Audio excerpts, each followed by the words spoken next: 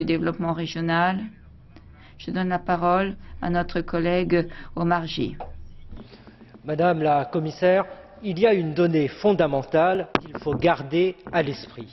Si nous continuons au rythme de prédation actuel, en 2050, il n'y aura plus un seul poisson disponible pour la pêche commerciale.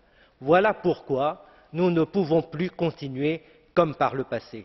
Voilà pourquoi tout doit être repensé en tenant compte de cette évidence qu'il faut répéter. La disparition des poissons entraînera avec elle, évidemment, la disparition des pêcheurs. C'est pourquoi la réduction des quantités capturées est certes un impératif écologique, mais c'est aussi un impératif économique.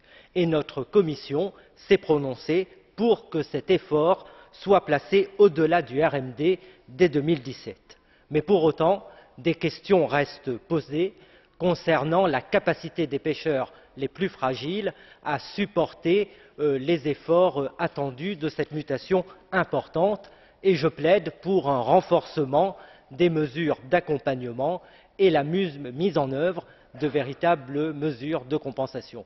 Je crois enfin qu'à ce jour, il faut que nous nous inquiétons des décisions que le Conseil européen prendra prochainement concernant le budget. Il est à regretter que l'ambition que nous portons, nous, au Parlement européen, ne soit pas prolongée par les chefs d'État membres qui s'apprêtent à des coupes budgétaires. Merci, cher collègue. Je ne vois toujours pas M. Alfonsi, qui devait prendre la parole au nom de la commission des budgets. Et si ça ne dérange personne, nous allons maintenant passer la parole à notre collègue suivante. Et je crois qu'il est important de l'écouter, puisque... Mais enfin, il faut évidemment écouter la commission des budgets, parce qu'elle